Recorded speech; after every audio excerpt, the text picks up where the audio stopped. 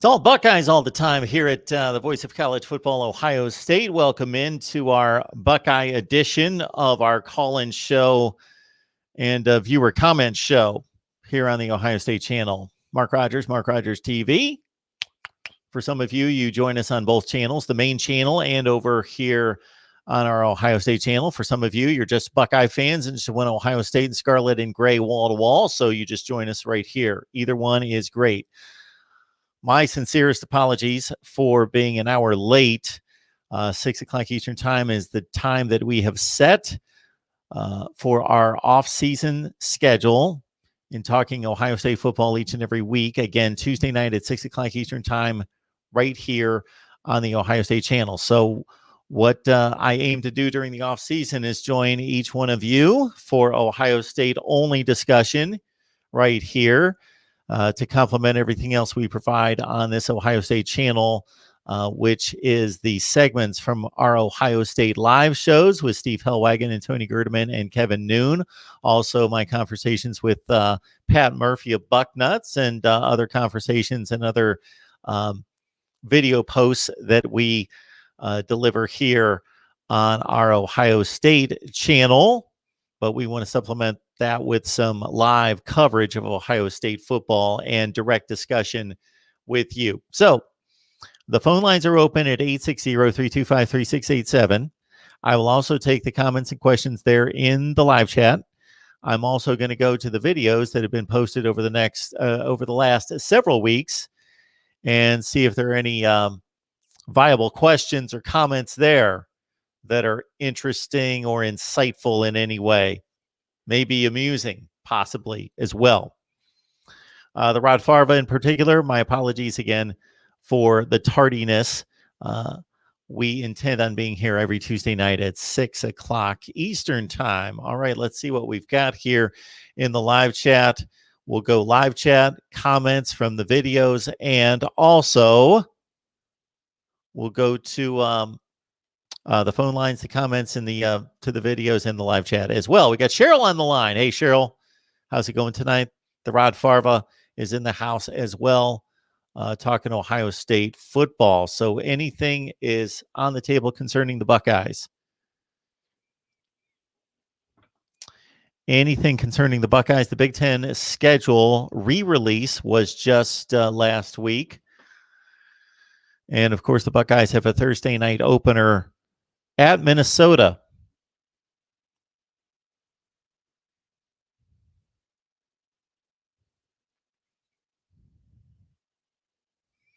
All right, let's go to the comments section and see what we've got.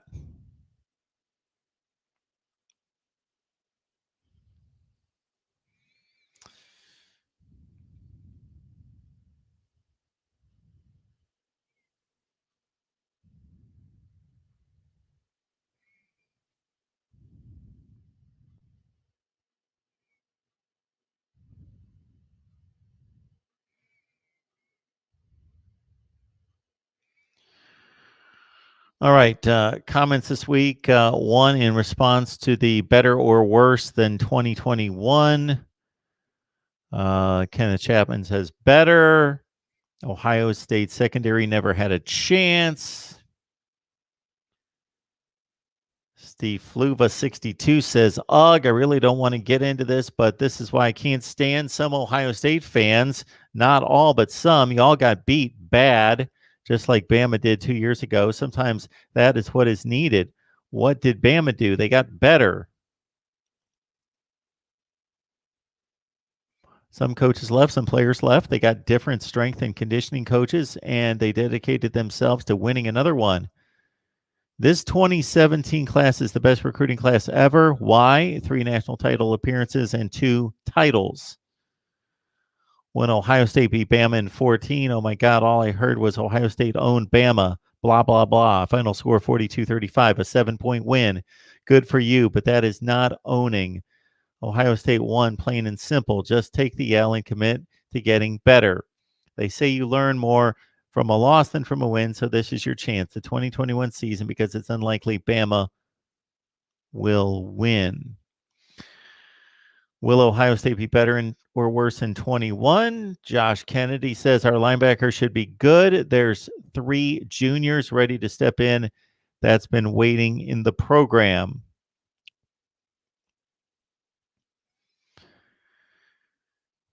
Travion Henderson, according to Sam, will be starting by the 3rd game if he doesn't start the season. Fans get ready to be amazed at this kid. Buck for Life says linebackers all gone, and I don't understand why Hilliard did not return his first chance to start in 5 years. Justin Hilliard moving on to the NFL. Row the boat. Nice Camber for Ohio State, Clemson, Alabama, and about 10 to 20 other schools every year. It's not about talent because they already have enough talent to win the Natty. Really? 10 to 20 schools? Row the boat? Look at Bama in 2014, ranked number 1, had enough talent to win, but they didn't. Why? Because God, fate, injuries, circumstances forced Urban Meyer to play his best quarterback when he didn't want to. And Tom Herman alertly morphed our run-first offense into a pass-first attack. They quickly balanced our offense, all because he now had a quarterback who could throw accurately downfield. And a lot more to that comment that we won't go through. Baba Black Sheep, as long as Buffoon, Kerry Combs is still responsible for any part of the defense, then no, we will not be better. Call me crazy, but numbers don't lie.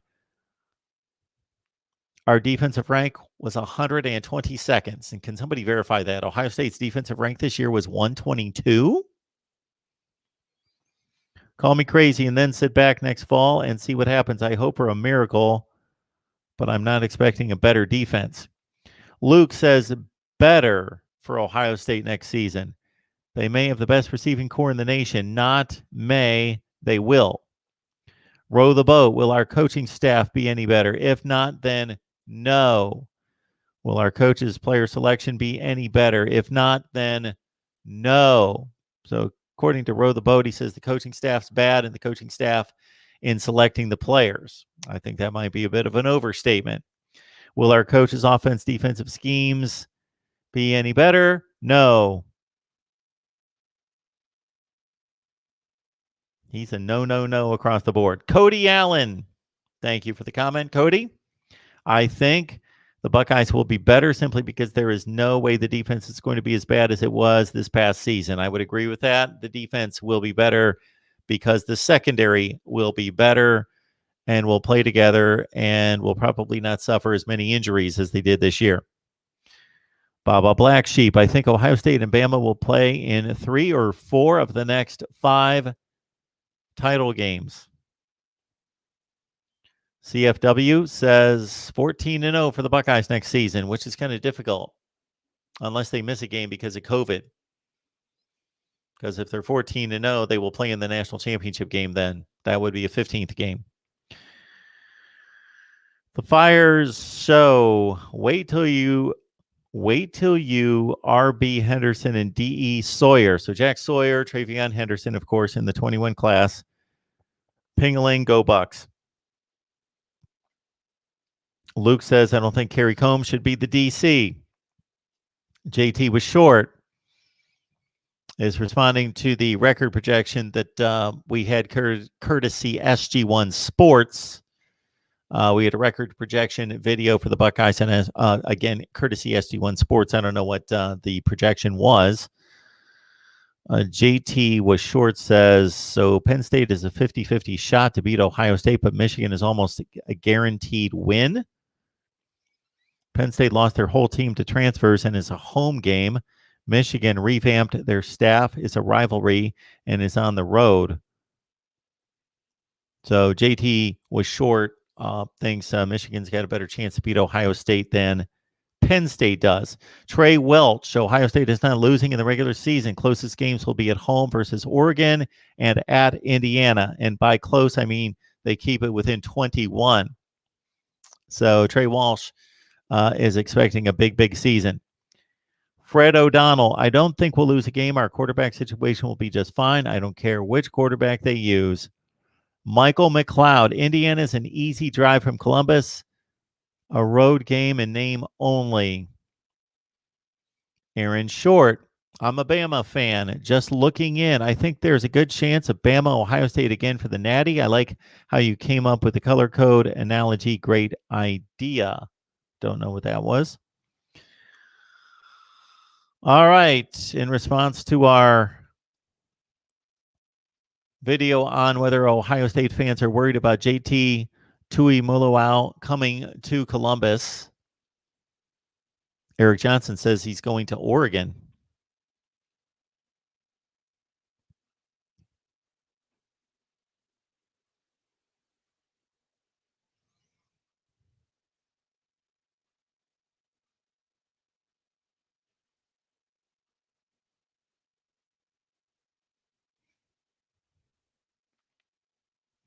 All right. Check out the videos we post here on a regular basis, talking Ohio State football, typically with Steve Hellwagon of Bucknuts, Tony Gerdeman, Buckeye Scoop, and Kevin Noon from Buckeye Grove. Analysis from myself as well as Pat Murphy from Bucknuts, our Ohio State channel right here. Keep in mind that if you're a fan of another team, we probably cover that team on a team-specific channel, and it would help us out tremendously if you would subscribe. We've got a Michigan channel. I know you don't want to hear that here, but we do have a Michigan channel, Nebraska, Texas, USC, Oregon, the SEC, Miami, Notre Dame, Clemson, Florida State, and coming soon, Penn State, Wisconsin, Oklahoma, and North Carolina channels. Penn State, Wisconsin, North Carolina, and Oklahoma channels are coming.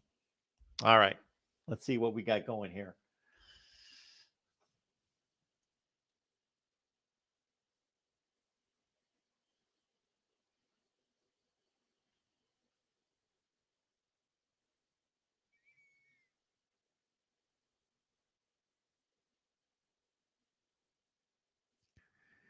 Phone lines are open at 860-325-3687.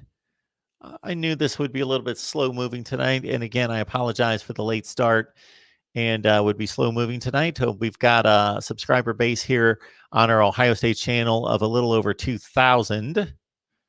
And people are going to have to get used to us being here talking nothing but Ohio State football every Tuesday night at 6 Eastern time.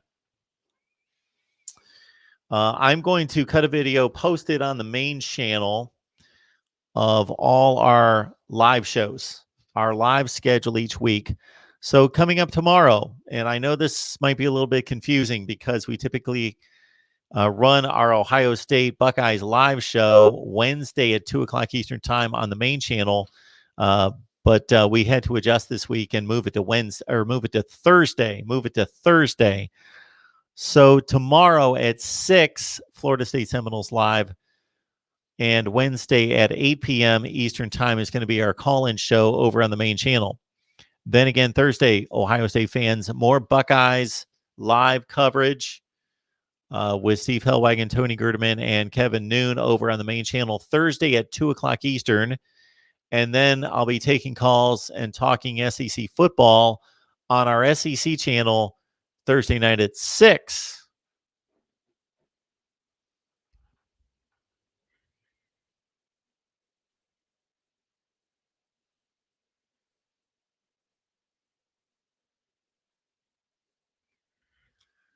The Rod Favre bringing up the whiteout, which the Buckeyes will have to deal with this year at Happy Valley. No. They've got Penn State at home. That's right. They've got Penn State at home. But, yeah, I would have to see somebody run the numbers on how effective the Penn State whiteouts have been.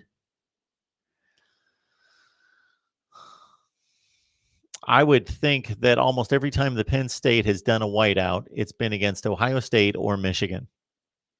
I can't think of who else they would have a whiteout against. Maybe there might have been one against Iowa. When they played Alabama about 10 years ago. That was a day game. So I can't think of any other opponent that Penn State has played where they've done the whiteout except Ohio State, first and foremost, and also Michigan.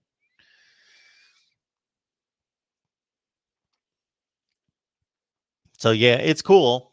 It is a cool thing. It's become a more modern tradition in college football, but I really don't know how effective it is. All right, Mickey's got the schedule for the Buckeyes up here. If I can wade through that. Minnesota's the opener on a Thursday night. Minnesota the opener on a Thursday night. And then the big game against Oregon at home. Tulsa, not one to overlook. The Golden Hurricane, they came Columbus about, what was that, 2016? Ohio State pitched a near shutout. They might have had a shutout in that game. It was a close game for most of the way, but Ohio State prevailed in that game. Malik Hooker had a big interception. Akron is the third non-conference game. Then we've got Rutgers, Maryland, and I really can't read the rest of that. But basically, what you need to know is, of course, Oregon at home in week 2. Tulsa's a quality Group of 5 team that finished in the top 25 this past season. And then the 3 non-division games are Minnesota on the road in the opener, Purdue, and Nebraska. So no Wisconsin, no Iowa, no Northwestern, probably the 3 best teams in the Big Ten Western Division. Certainly this past season they were. And we'll see about this year. But Ohio State, not a difficult schedule in the Big Ten with Purdue, Nebraska, and Minnesota out of the West. Oregon, interesting encounter for the Buckeyes, and we'll see if the trip to Eugene gets rescheduled.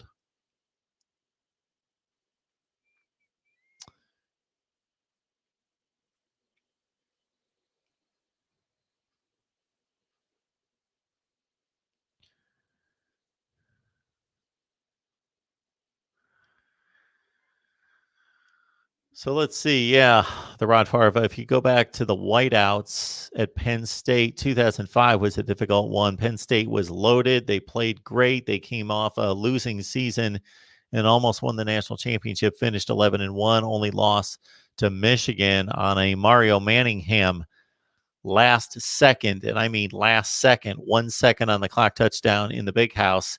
Penn State beat Ohio State 17-10 and really harassed Troy Smith in that game in 05.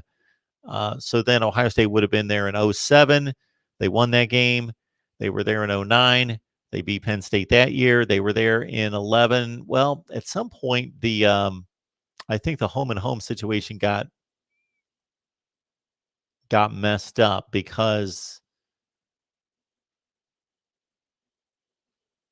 yeah, somewhere along the line they played back to back either in Columbus or at Penn State because the 2011 game was at home in Columbus, and Christian Hackenberg had a nice night, and Penn State won that game. It was a good game. It was like 27-24, something like that.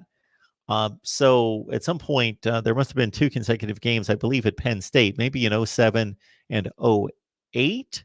No, the 08 game was in Columbus. And then the 2009 game was at Penn State, and then maybe 2010 was at Penn State as well, because then they were in Columbus for the 11 game, went to Penn State in 2012. Braxton Miller had a big game. 2013 was in Columbus. 2014, of course, the overtime win on the Joey Bosa sack of Christian Hackenberg in overtime. 2015 in Columbus was a rout for the Buckeyes. 2016 was the blocked field goal run back for the touchdown to lift Penn State to the win with oh man, I can't remember. Garrett, shoot, help me out on some names. I'm not coming up with he was a safety for Penn State, number 15. Anyway, blocked field goal return, 24-21. Ohio State blew a 17-0 lead in that game. So somewhere along the line, and I believe it was back-to-back games in Happy Valley in 2009 and 10 is where they went. They messed up where they were playing the odd numbered years at Penn State, and now it's the even number years at Penn State. So yeah, the whiteout has not been very effective against the Buckeyes because Ohio State's last loss at Penn State was 2005, correct? Yeah, they won in 07, 9 and 10, 12, 14, lost in 16, okay, then beat them in 2018 and 20. Mickey says my Penn State memories are sharp. Yeah, pretty sharp, pretty sharp. Since the series started, you know, for us older folks, Penn State still doesn't necessarily feel like a fully ingrained member of the Big Ten because they joined just in 1993. So in 1993, they played in Columbus, and the Buckeyes won against a really good Penn State team that went on to win the Fiesta Bowl against Tennessee. Buckeyes won that one 24-3. So that was the first clash of Ohio State and Penn State in the Big Ten.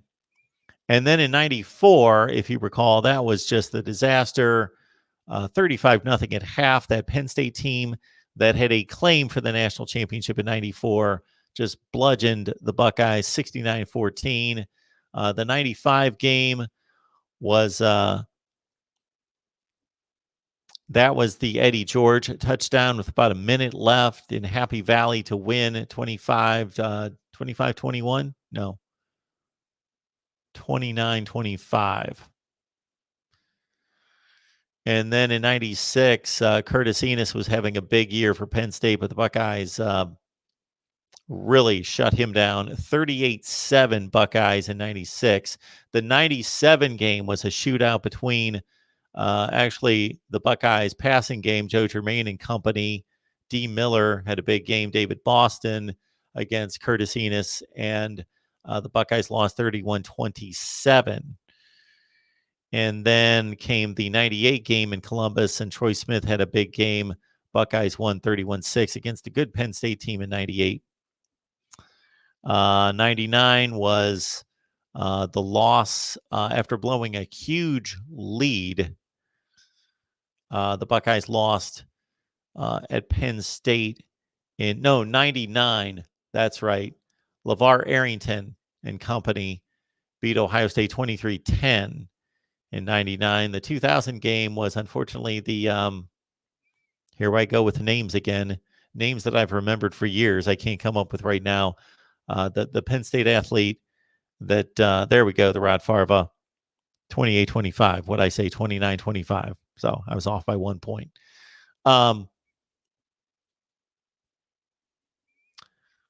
At one point in my life, I could have named the score of every Ohio State game going back to about 1975. Now I got them all jumbled up. Yes, Adam Telefero. Yes, that's the name I was trying to come up with. 45-6. Buckeyes won that one in 2000. 45-6. Then they went back to Happy Valley in 01 and lost on the last second field goal 20-17. 02 would have been back in Columbus. That was Chris Gamble had a pick six in that game in 02, and the Buckeyes won 13-7 against a Penn State team that played Auburn in the Outback Bowl, or in the Citrus Bowl that year. They played Auburn in the 94 Outback Bowl. Yeah. And then in 03, Scott Mullen had to come into the game, and the Buckeyes barely held on 21-20 in Happy Valley in 03. The 04 game was in Columbus, and I believe the Buckeyes won. Neither team was great. Penn State was under 500 that year. The Rod Farva was at the game in 03, in which Scott McMullen had to play. 03, 04. The Buckeyes won like 21-10 in 04. 05 was the game we talked about, the whiteout. Penn State 17-10. 06. 06 was Troy Smith. Had a huge play in that game, 31-6. Had kind of one of his Heisman moments. Rolling right, got flushed, did a Fran Tarkington reverse of the field, went to his left, threw a bomb. 07 game with Todd Beckman, they won at Penn State. 08, Terrell Pryor fumbled at midfield on a 4th down. Buckeyes lost that game, 9-3? 10-3? Something in that range. Then you had the 09 game that the Buckeyes won at Penn State. I think that was like a 38-10 game, 31-10. Cheryl, you've got the picture of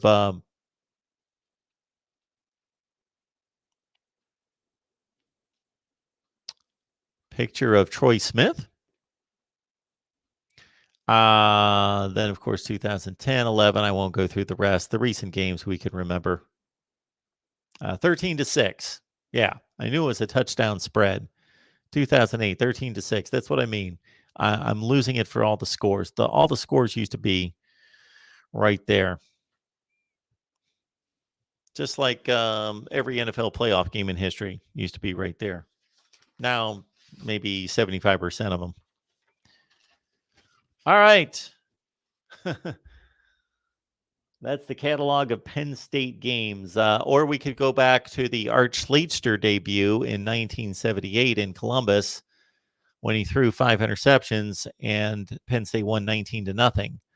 Or 2 years later, at the Fiesta Bowl, the Buckeyes led that game. The Buckeyes led that Fiesta Bowl game 19-7 and let it slip away. And Penn State won with Kurt Warner at running back and Todd Blackledge at quarterback, 31-19 at the Fiesta Bowl. 9-6?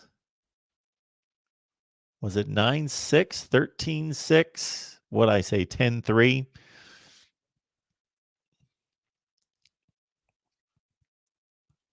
Mickey's asking, are they ever going to put Joe Pa's statue back? I would think that that's gone for good. I can't imagine there being any kind of uprisings to bring that back.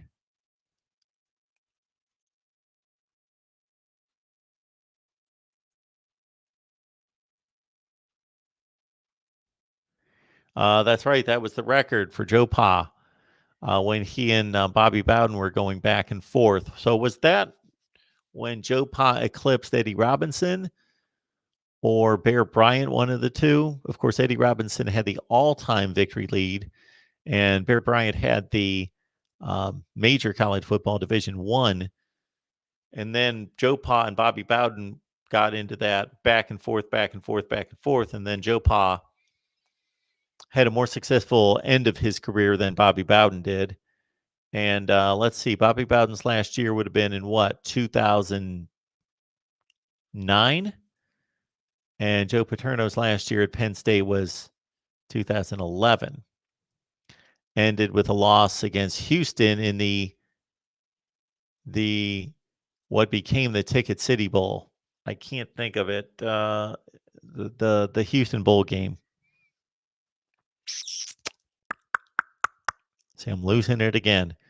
The bowl game that they used to play in Houston, they changed it to the Ticket City Bowl, but it was something before that. Oh my goodness! But anyway, Houston killed Penn State. That was Case Keenum had a huge day.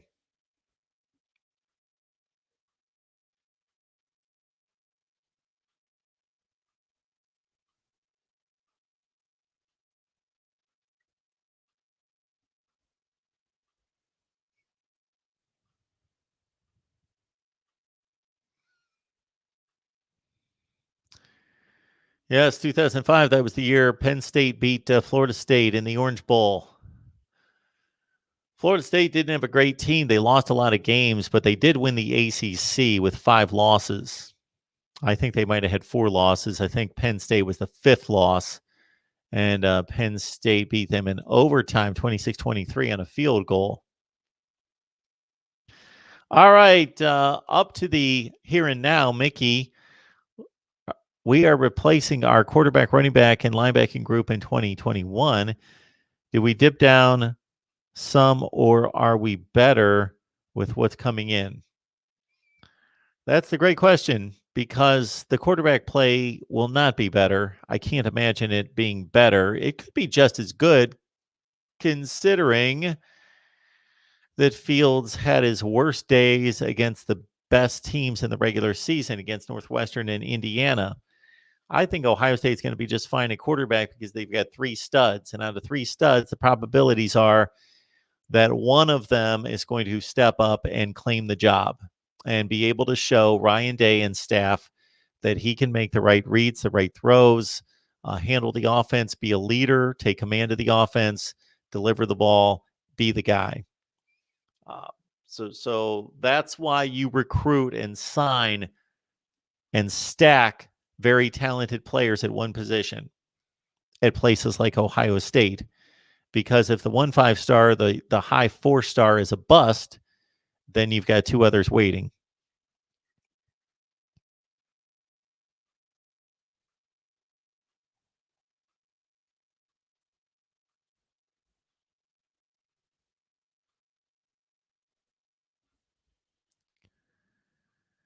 What else we got going here? The Rod Favre feels confidence in 21 for the offense. Stroud looked good in his limited time.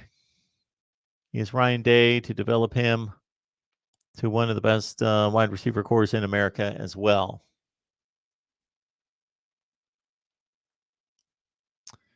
MSU #1 fan. What do I feel about Mel Tucker in year 2? I got to say that despite Michigan State's struggles in 2020, that I feel more confident in Mel Tucker's ability after watching Michigan State play and watching him conduct himself as the head coach in 2020 than I did with him coming in. I still think it's going to be a rough ride for Michigan State in that division, playing in that state where there's not a huge abundance of high school football talent. But Mel Tucker's recruiting well. He's making inroads elsewhere. In terms of evaluating the Michigan State football team for year 2 under Mel Tucker, that's kind of for a later date. I need to take in spring football. I'm going to take in spring football. And then once we get through the spring and I'm able to watch, not just watch the spring games, because the spring games don't necessarily tell us much, but when you can watch the spring games and kind of engulf yourself in that particular team, and that's what I'll do for 2 or 3 hours, is I'll watch the Michigan State spring game. I'll sit and watch the game, and I'll take in all the commentary because they're talking to the coaches, they're talking to players. They are basically doing a TV show. If it's done right, and the TV networks picked up on this in the last few years, that you don't broadcast the spring game like a football game.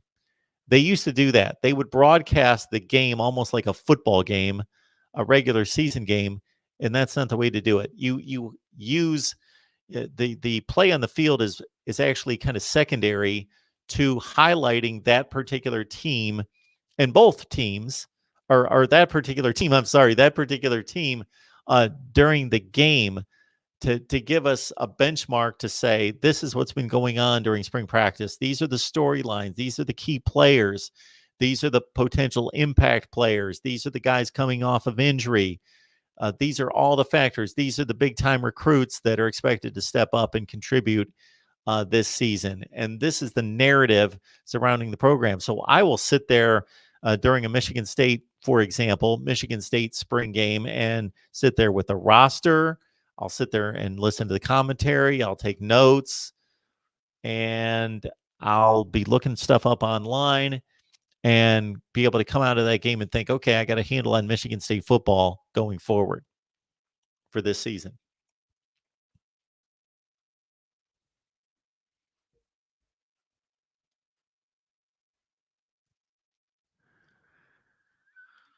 John, good to hear from you. He's got to go off to work, but he's going to rewatch it. Good stuff. We've basically summarized the Ohio State Penn State series going back to 1993, and even the 1980 Fiesta Bowl and the 78 Art Schlechter debut.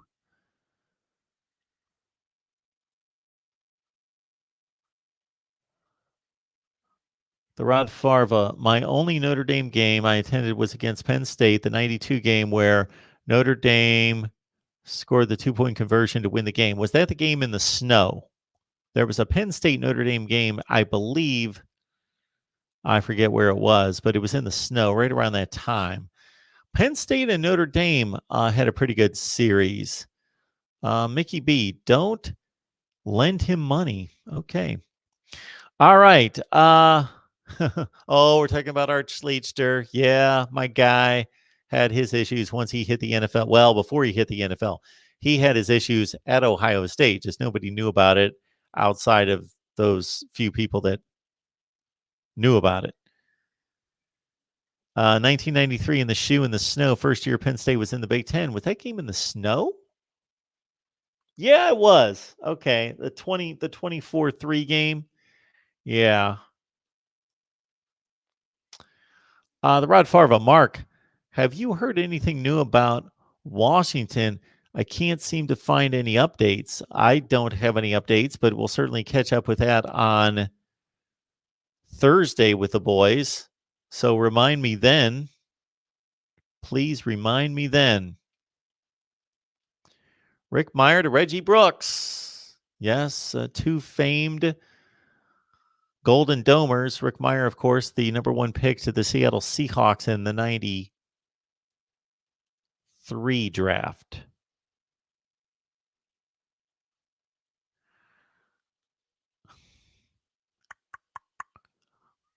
Was it Bledsoe 1, Meyer 2? Was Meyer the year before? Drew Bledsoe was in the 94 draft, correct? And the 93 draft would have been Meyer and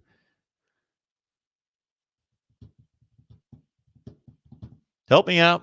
Who else was it? I don't remember. See again.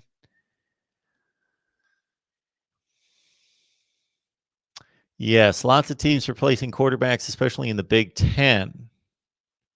And I'm going to really have to do my homework and get on that. So do you guys think this is a good idea to have a Ohio State show, specifically on the Ohio State channel, just talking Buckeyes? We'll talk about anything you want. We'll take calls. We'll dive into the comments. I went into the comments section. You know, one day in the future, if things go well, we'll do this right, and we'll have everything set up from a production standpoint where I'll go through the viewer comments and we'll be able to post them on the screen. Hope you check out our Wednesday night show on the main channel at 8 o'clock Eastern time, because we are working to make that one professional, to clean that one up. We took phone calls in a professional way last weekend. We're starting to work on some graphics there and do some good things on the Wednesday 8 o'clock show. Oh, yeah. Thank you, the Rod Farva. That was the same draft. Bledsoe, Meyer, Garrison, Hurst, Patriots, Seahawks, Cardinals, and of course, Washington State, Notre Dame, Georgia. Garrison Hurst, of course, had a big day against the Buckeyes in his final. Was that his final college game? That was in 92. That was the 93 Citrus Bowl. The Buckeyes had a bad missed exchange in the red zone against Georgia, going in for the tying touchdown, and lost 21-14. The Rod Farva. Oh, let's play some trivia here. There are two Hall of Famers in the 93 draft. Can you name them? Well, they certainly weren't in those three. In the 93 NFL draft, two Hall of Famers. So their last season in college would have been in 92. Oh, yes. Thank you, the Rod Farva. The Phoenix Cardinals. They were the St. Louis Cardinals. And then they moved to Arizona. They were the Arizona Cardinals and the Phoenix Cardinals. And then or they might have been the Phoenix Cardinals, then the Arizona Cardinals. No, I think they were Arizona, then Phoenix before they moved back. And Gene Stallings was their first head coach out west. The 93 draft.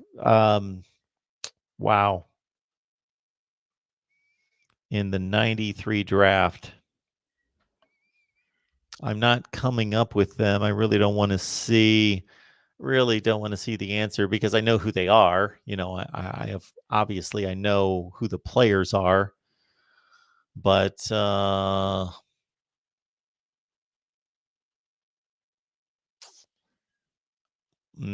that would have been too late for Junior Seau. The 93 NFL draft. So they would have played for, 10 or 12, 15 years, been done around 05-ish. The 93 draft.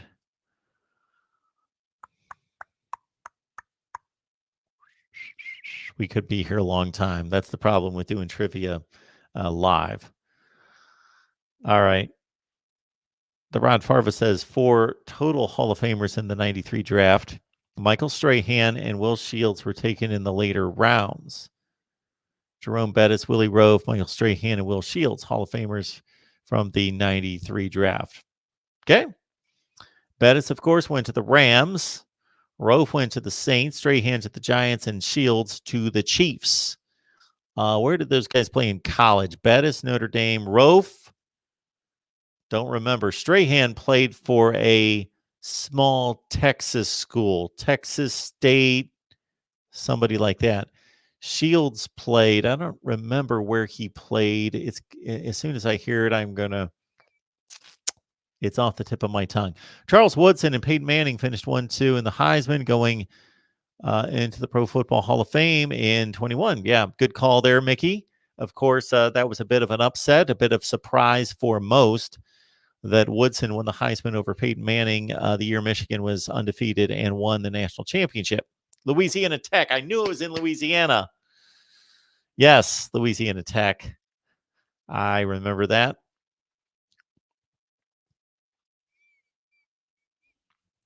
Woodson and Manning. Yes, Woodson with the Packers and the Raiders. Will Shields, Nebraska.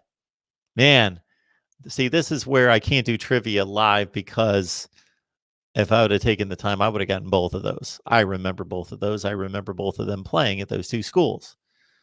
There was another Shields at Nebraska. His brother must have been involved in that. A lot of brother tandems, especially at Nebraska. At Nebraska and at Michigan State. Was it the Conklins that have had like 1 million brothers go through there? It's an offensive line legacy there at Michigan State that's currently going on. But of course, Jack Conklin was one of the better offensive linemen in the Big Ten and in the country. And he went to the Tennessee Titans. He's now with the Cleveland Browns. All right. So I'm not feeling good about my trivia answers tonight.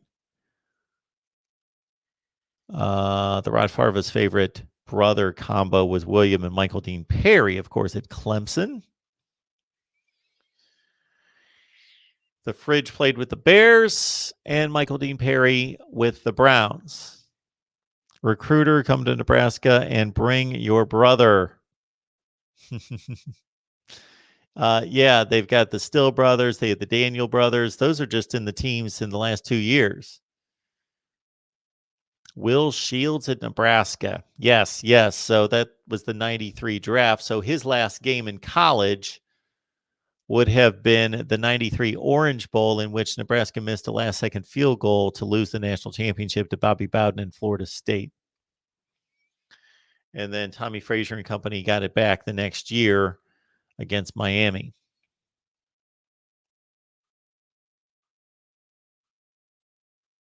Mark, what players do you expect to step up and make an impact this season? My pick is Zach Harrison is, from a talent standpoint, the likely candidate. He really, not that Ohio State can't get this kind of contribution from somebody else. Not that it always has to be the 5-star or the high 4-star, but look at what Chase Young's doing with the Washington Redskins to replace him, to get that kind of superstar attention at one spot that really frees other guys up.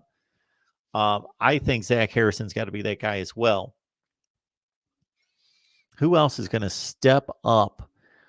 Well, they need a running back to step up. I don't believe that Master Teague is the guy to gain 1,000 yards, and really, not that he couldn't gain 1,000 yards, but I'm talking about 1,000 meaningful yards and to be the guy in big games. Whether that's Travion Henderson, it may have to be. It's going to have to be a running back. A running back. They need to reach the playoff and to be a substantial contender for the national championship. They're going to need a running back to emerge as a factor, game changer, especially considering Fields is gone. And for as good as the wide receiver core is, they can't put 40 to 45 passes on the quarterback per game.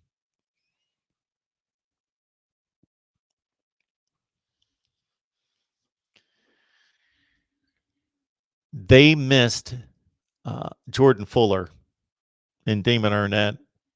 Arnett in particular last year. They really need a safety who is going to be a leader, a ball hawk, an enforcer, a hitter, a presence back there to get the defensive secondary back to where it needs to be. Yes, Henderson, Mayan Williams showed us some things late in the season with a few carries against Clemson in particular.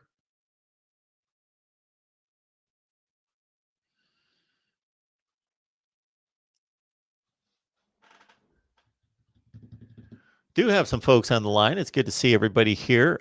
We have not named this show. So over on the main channel, as I'm guessing everybody knows this, that we've got an Ohio State Buckeyes live show every week on the main channel. We've been doing it for now 91 weeks. The next one's going to be Thursday at 2 o'clock Eastern time. So it's every Wednesday at 2. But maybe I should take out the every Wednesday at 2. It's most Wednesdays at 2 o'clock Eastern time on the main channel. We have a great time. We talk Ohio State football with 3 tremendous sources of knowledge concerning Ohio State football in Tony Gerdeman, Buckeye Scoop, Steve Hellwagon from Bucknuts, and rivals Kevin Noon, Buckeye Grove. And again, so if anybody that's listening to this either live or will watch the replay, please check us out every Wednesday. It's going to be Thursday this week, Thursday at 2 o'clock Eastern time, live on the main channel. And if you don't know where that is, just look up the Voice of College Football. MarkRogersTV, the Voice of College Football on YouTube. You'll find it right there. And find us for our Ohio State live show. What we intend to do here each and every Tuesday night at 6 o'clock is just answer your questions, just talk Buckeyes, just dig into it. Nothing but Ohio State talk with just me. Just going to be me. Maybe we'll bring in some guests, but basically it's going to be me talking to you. We'll talk Ohio State football. I'll go to the comments section because I don't unfortunately have the time to go through the comments section of the videos, even though I need you guys to comment. Hopefully you guys are interacting with each other and answering each other, because I just don't have the time with 12 channels to go to every comment section and respond. So I'm going to do it here live. And we did a little bit of that tonight. I didn't really have any great responses for anybody on their comments in the comment section. But if you guys enjoy what we do, again, subscribe, hit the like button, do all the good things that we need you to do to help us build. The Super Chat's on as well. You can go to Venmo, PayPal, or Cash App. So keep this in mind. You can either help us through the Super Chat with a financial contribution there during a live stream, as we're doing right now, or you go to Venmo, PayPal, or Cash App and just search Mark Rogers TV. And and help us out there. We could use a sponsor. I don't think we're anywhere close to getting a sponsor for this particular show that has yet to be named, where we've got 28 online. But our other shows are doing quite well, and we would love to have a sponsor, and that's something I need to dedicate myself to. But as I ask often, if you have some ideas, if you have direct contact with a potential sponsor, or you yourself own a business that could benefit from sponsoring us at Mark Rogers TV, the voice of college football, whether it be the entire channel, all the content, or a particular niche, Georgia football, Ohio State football, Michigan football, whatever it is. Sorry to use Michigan as an example here. Shouldn't have done that. Then just let me know. Can always hit me up, folks. Cheryl will vouch for this. You can always hit me up at MarkRogersTV at Gmail. I will answer anything there. Please have it be relevant, though, because I get a lot of messages. So again, if you've got any great requests, we're in the middle of fixing schedules. So I'm guessing everybody here is a Big Ten fan. We are fixing the schedule. So I made a release this morning with the ACC schedule fix over on the main channel. ACC schedule fix. Tomorrow morning is going to be the SEC. Then we're doing the Big Ten and the Pac-12. Then I'm not going to unveil the subject matter, but I have some notes there. And I just cut the video that will lead us from scheduling. Got to fix the scheduling before you can fix the playoff. Got to fix the scheduling first, because we've got to evaluate the teams correctly and accurately. So we got to fix the scheduling. And then I've got one other video that leads us right into our playoff system. And also in there, I'm going to fix the non-conference scheduling, because that needs fixing as well. I think most people recognize that in college football, that the non-conference schedule is a disaster and needs fixing. We're going to fix that. But also the conference schedules are awful. And we point that out, especially in the ACC and the SEC. Those are the two worst culprits. And then the Big Ten, then the Pac-12, and actually the Big 12 does it right. But they lucked into looking like geniuses because they had defections that downsized the conference to 10 teams. Therefore, they're playing everyone. All right, so look out for those.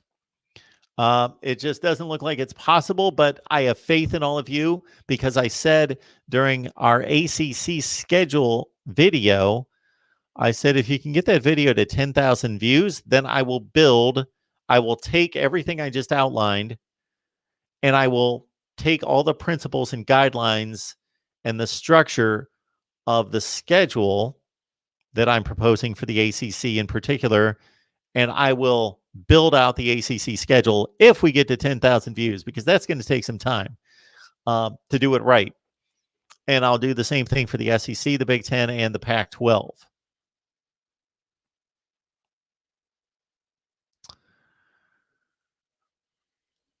Alabama football fan, roll tide. Good to see you. Thank you so much for joining us on the Ohio State show.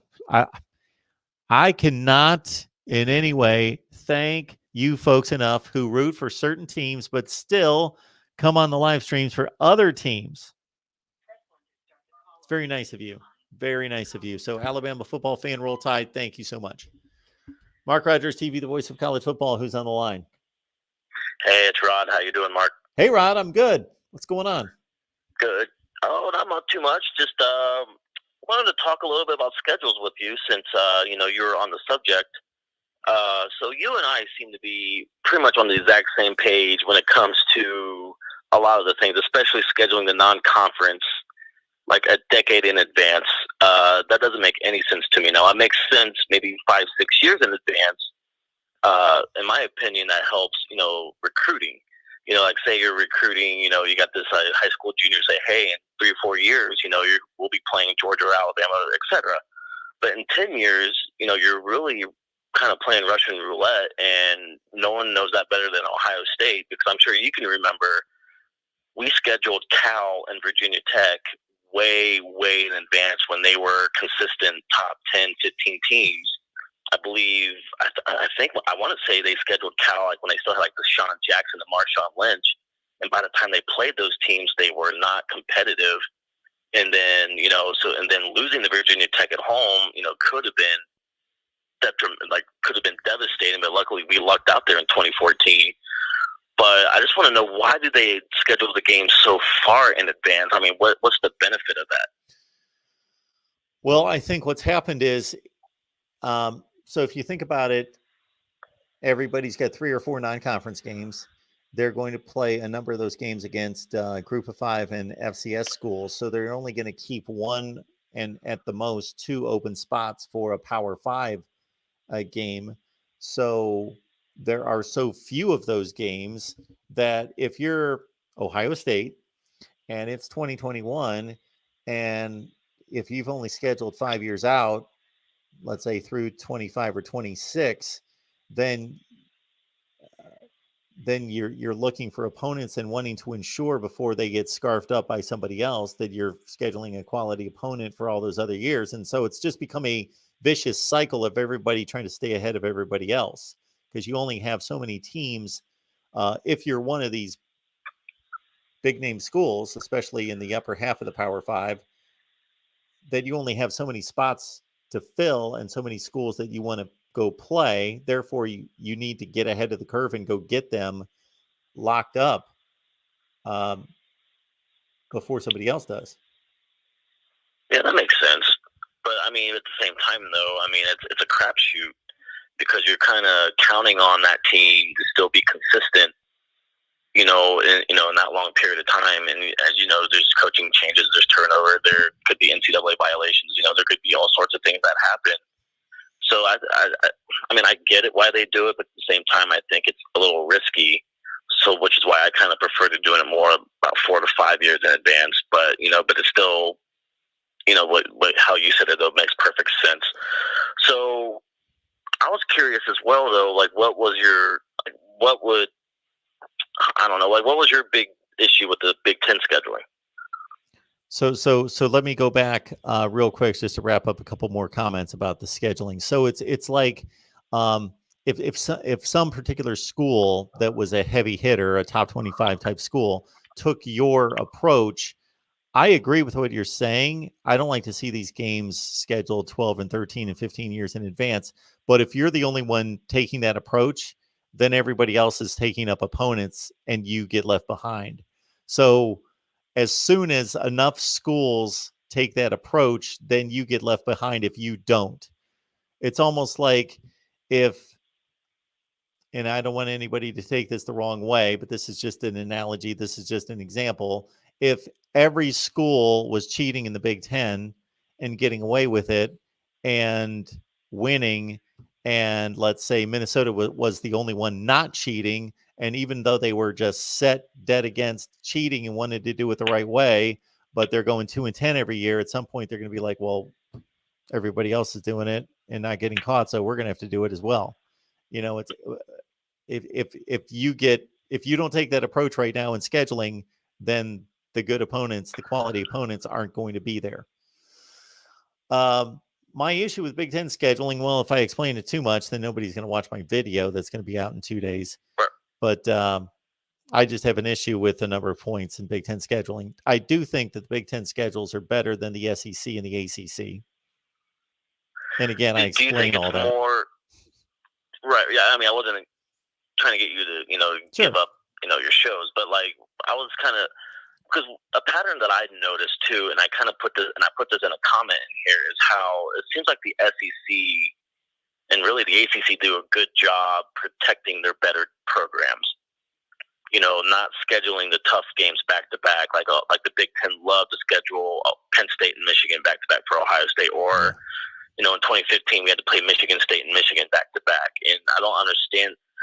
My only guess is they were trying to counter what the SEC was doing. It was like, okay, well, they have this gap to where they're not playing these big games back to backs. Whereas if we play these games back to back, that would kind of boost our resume late in the year when the SEC doesn't really play these big games late in the year. They kind of, other than like their rivalry games, but like it seems like October is when they play the bulk of their like big interconference games outside of like the Iron Bowl. So do you think that's maybe what the Big Ten thinking was originally by having Ohio State play Penn State and Michigan back-to-back? I sure hope that wasn't the strategy, but it could have been because, like you say, the SEC basically takes most of its heavy hitters off the grid the second to last week of the season, and they have them play FCS schools leading into the rivalry games. And maybe the Big Ten thought, okay, more from a national exposure standpoint, that the Alabamas and Auburns of the world aren't on national TV playing big games the second to last game of the season. They're playing on the SEC network because they're playing nobody that the Big Ten would take up more of the spotlight. I don't think that the Big Ten should be responding to what the SEC is doing in scheduling. So that's all conjecture. I don't know if that's what their plan was or not. I am not a fan of the whole FCS team, especially if they're playing 8 conference games, and instead of playing a 9th conference game, they play these FCS schools in November. And some of these SEC schools are playing 2 FCS schools in a season. I don't know how often that happens, but I've seen it happen before. So I just don't think that's fair, and I think there should be some degree of, I don't want to use the word punishment, but I think there should be something, some type of deduction in terms of their strength of schedule when you compare, the resume of a Big Ten school, ACC. Well, I shouldn't use ACC, but a Big Ten school, a Big 12 school, and a Pac-12 school. So I don't know. I think this kind of makes things fair, and that's how the SEC keeps getting the benefit of the doubt as well. Because when the rest of America is beating themselves up and playing these big games in November, the SEC is almost pretty much coasting. I mean, does Florida even play the last 2 weeks of the season? They don't even play conference games, do they? Because they'll likely play an FCS school, then play Florida State. Is that correct? Correct. Most of the time. Right. So not all the time, but some of the time. Yes. Yes. So that's not. I don't see how that's fair. They basically. I mean, now, granted, Florida State is down now, and I'm sure it was much tougher back when they were, competing. But I just don't see how that's really fair to the other conferences. And so I don't know. I think maybe the Big Ten should maybe consider an approach. Maybe playing a non-conference game like in the middle of the season. I see some Big Ten schools doing that. Now, for instance, Wisconsin, I think, is insane scheduling Army in the middle of the season. I don't know what they're thinking, playing a military academy, running the options in the middle of the season. That is just that's suicide to me, in my opinion. Yeah. So I don't know. There's a lot I would like to see change too, but I'm sure they make these schedules for TV purposes, and there's other little things like that. So I would like to see them get rid of Friday games too. I don't see how that's a benefit. I know they're thinking as well, we're the only conference on TV, but but you're affecting recruiting. How are high school recruits going to be able to watch your games if they're playing on Friday night too? How are they going to get visits? I just don't see the logic in that. So, but I'm with you. There's a lot of things I would like to change too in all the conferences scheduling. But I can't wait to see, your shows. I'm going to be glued to them, and I can't wait to hear the insight. Cool. Appreciate that, Rod. Anything else? All right. No, that's pretty much it. Still waiting to see Al Washington. Yeah, Al Washington. So do you think, have you heard anything today? Like, is he going or staying? Well, I think I responded to your question. Yeah, I will serve that up to the panel, but I've not heard anything about it, but I've not been looking for it. So yeah, because I've been checking, and I've heard he said no, then Tennessee upped their offer, then then I guess he sat down with Day and Gene, to really just try to persuade him to stay, to give him a promotion. Mm-hmm. And so the last speculation that I've read was he's pretty much he's got Penn in hand. It's just up to him to make a decision. To me, I don't think he should. I'm so conflicted on what he should do. I get it's a promotion. I get it's going to be a pay raise. I get it. It's a job in the SEC, but it's Tennessee. They got the NCAA still, lingering around with what their punishment's going to be. It's kind of a toxic fan base.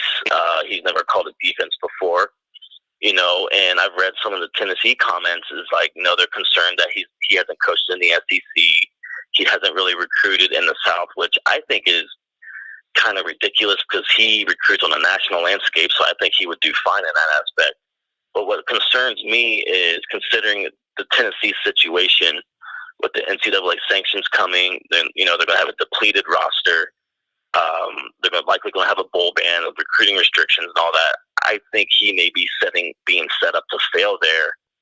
And the moment, if things start to go south there, they're going to put all this blame on him. Well, we got this rookie defensive coordinator. He's never coached in the SEC. And then that's just going to set him back in getting a job. So I was just wondering, do you feel he should stay, or do you think he should go and take a chance? Well, I don't think that we can necessarily look at teams that have gone on probation throughout history and see any kind of correlation with the head coaches and the coordinators on those teams not succeeding or that being detrimental to their careers. I think, if anything, he's going to be given a honeymoon period, and people are going to understand a lack of performance because of the situation. Yeah, that makes sense. I just consider the fact that it's Tennessee. That's all. I just seen how they treated their last two coaches there. I don't know if you ever saw what Jeremy Pruitt was doing his live call-in show, and a fan called in and pretty much called him out, saying, "Are you the head coach of Tennessee? Or are you still a Bama loyalist?" That's just ridiculous. And that's the only reason why. If there were any other job, I would say absolutely go. Get your career started. He's an up-and-coming coach. I think he's 2 years younger than I am. So he's roughly 36, 37 years old. Mm-hmm. So I think he's going to be a fantastic coach. He's a great recruiter.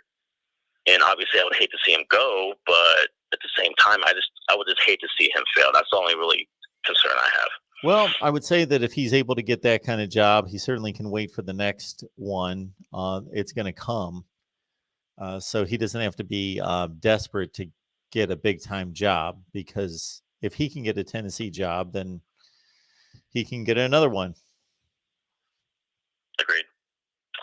All right, Mark. Well, I'll get off here. Good talking to you, and looking forward to the next show. Thanks, Rod. Appreciate it. All right, take care. All right. Good stuff there.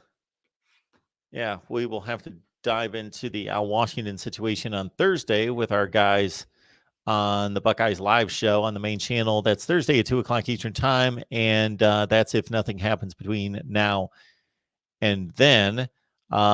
As Rod and I discussed, and you'll have to see, I'm not going to go through my scheduling approach, but I'm going through every conference schedule, and I am laying out what I think is a pretty rock solid approach and format to conference scheduling for each of the conferences. And it's basically the same model for each one, but it gets applied differently because of the number of teams and because of the rivalries in the conference. And then at the end of that, I'm going to attack non-conference scheduling, because I've got a very strong opinion about non-conference scheduling and what needs to be done there. And no, we don't need to schedule 12 and 15 years out. We don't even need to schedule 1 year out.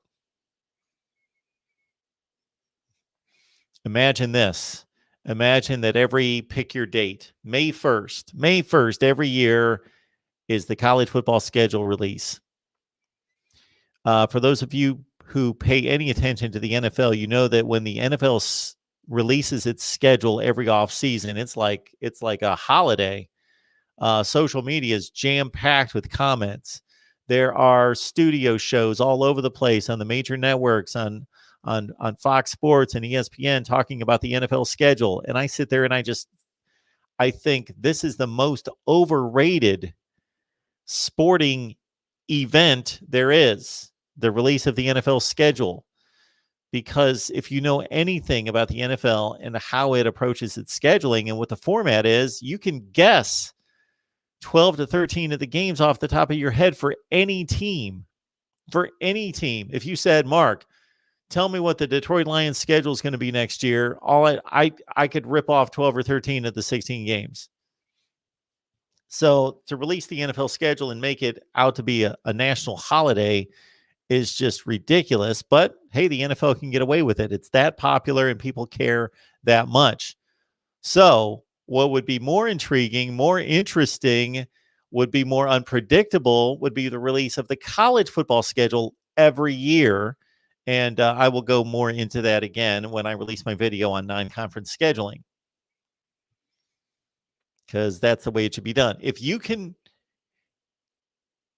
if a committee of people can plan and schedule an entire NFL schedule during the offseason, an entire Major League Baseball schedule with 162 games and 30 teams, NHL, NBA, etc. If that can all be scheduled in the offseason, then why can't the college football schedule be scheduled in the offseason? You know why? Because the schools have too much control. But if you take the control out of the school's hands and just give it to a governing body, it can be done easily. It's not that difficult. Sometime between the end of the season, by the end of the regular season, the way I would approach it, and you will see this on the video, we wouldn't have to start scheduling after the national championship game. Once the last conference championship game is played, then my team would go to work and start scheduling for the next year.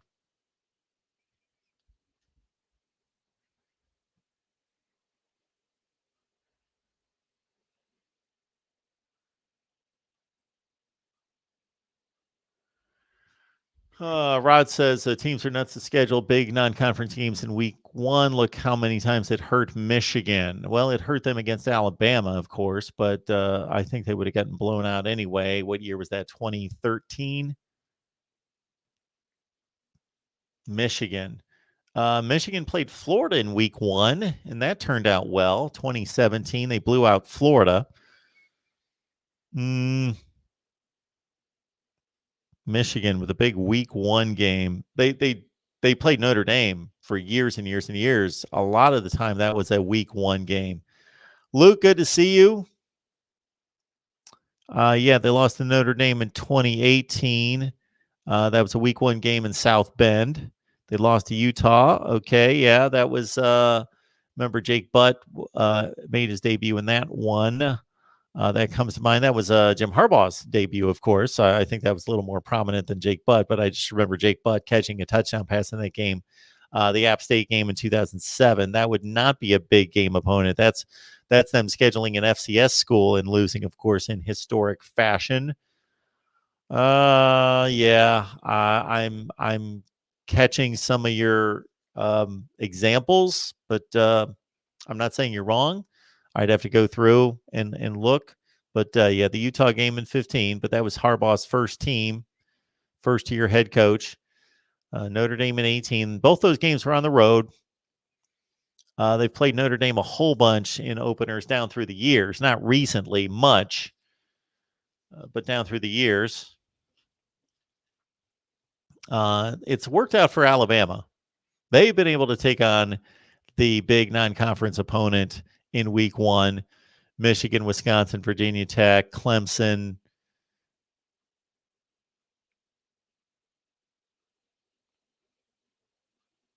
Well, in the last couple of years, a not so great opponent in Louisville and Duke. But those two teams were horrible the years that Alabama played them in week one. But other than that, yeah, Clemson, Virginia Tech, Michigan, Wisconsin, USC, and Florida State. And those worked out well for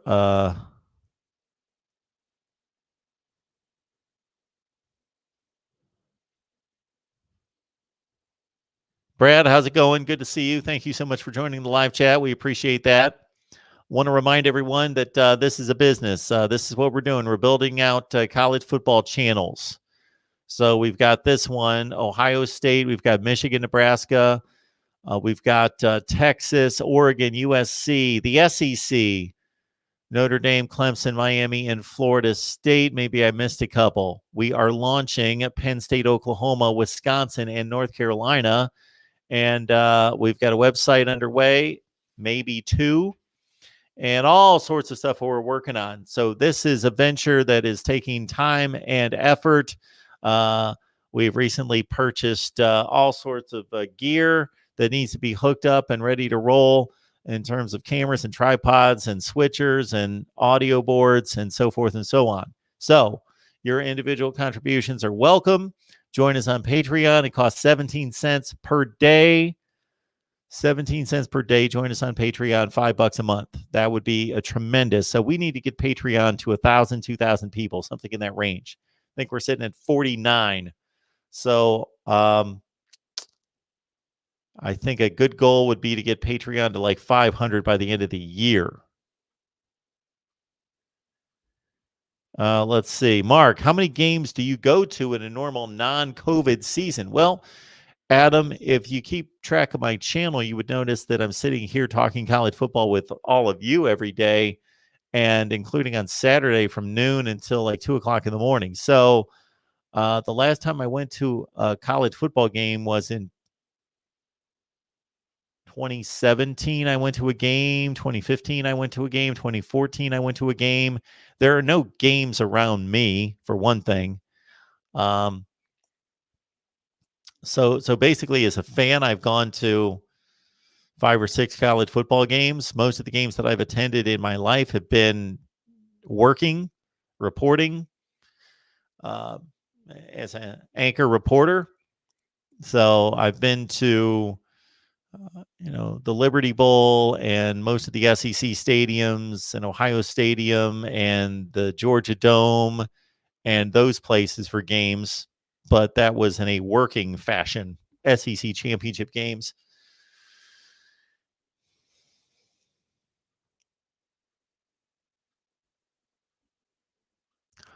Mark, have you considered a roundtable with multiple insiders from random teams like Steve Dace, Michigan, Hellwagon, Ohio State, and Cam from Miami? So on one panel, we put all those guys together, Rod, and we talk about what?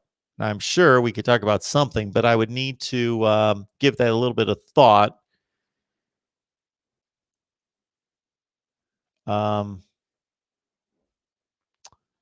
So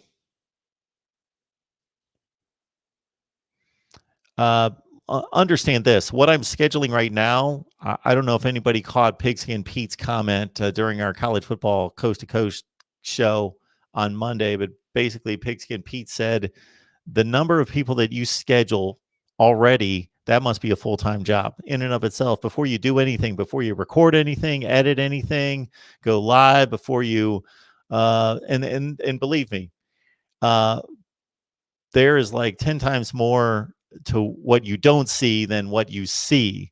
I should be spending a lot more time working on stuff like sales and marketing and branding and to create money, to create revenue. I spend way too much time sitting here creating content, unfortunately, because that's what I love to do, but that's not what I should be doing. So to answer your question, to put all those guys together, yeah, it would be great, but it would be a scheduling nightmare. And I don't know what the payoff would be. All right. It looks like things are somewhat dying down. David, I feel like I just cheated. I'm going to interpret that comment as being a Notre Dame guy on an Ohio State channel. Would that be it, David? You can leave your answer in the live chat. All right, David. Appreciate you stopping by. David just missed my comments about revenue. That's near and dear to David's heart as well. He understands the vision. He understands what we're trying to do here, and he understands that if we don't get it done, that I'll have to sell insurance or pump gas or do something. So, David, you know that I appreciate that you understand. That you understand. All right. Yes, Notre Dame. All right, folks, that about wraps it up here. We're going to be here every Tuesday night at 6 o'clock Eastern time. And I hope everybody caught the live stream schedule that I left on Super Bowl Sunday on the main channel on the community page. So it's every Monday at noon Eastern time and at 6 o'clock Eastern time on the main channel. It's noon Eastern time on Tuesday on the main channel. It's 6 o'clock here, talking Ohio State football at 6 on Tuesday. It's a Wednesday run of Ohio State, Florida State, and the call-in show on the main channel at 2, 6, and 8. Although this week we've got to do the Ohio State show Thursday at 2. And then we've got a Thursday live show on the SEC channel talking SEC football, of course. And then Friday night at 6 on the main channel talking everybody. Wide open college football discussion, debate, analysis, all that good stuff. 6 o'clock Eastern time every Friday night. That is the off-season schedule. As long as it goes well and we get some good response, then we will continue with that. All right. David, it's official. He's going to be in Dubai next month. I think that's good news for me. We'll see. David, we'll keep in touch. Appreciate that, Mike 3883. We've got Mark on the line. I watched the Bigger 10 with Steve Dace and Aaron. It's good. It took my feed into Mark's show. Okay, yeah. Actually, I just recorded a segment with Steve. So listen up, everybody. I recorded a segment with Steve. I thought it was a great segment. We had a good time talking about his team ratings. His team total ratings. We did that today. It should be up on his Michigan podcast site, I believe, right now. And then Steve's going to join me tomorrow at 5. Tomorrow at 5. So Tuesday at 5. No, that's Wednesday at 5. Steve Dace, Michigan podcast, is going to join me. I don't know if we're going to do that live. I'll see how much time he has. Maybe we'll need to record that.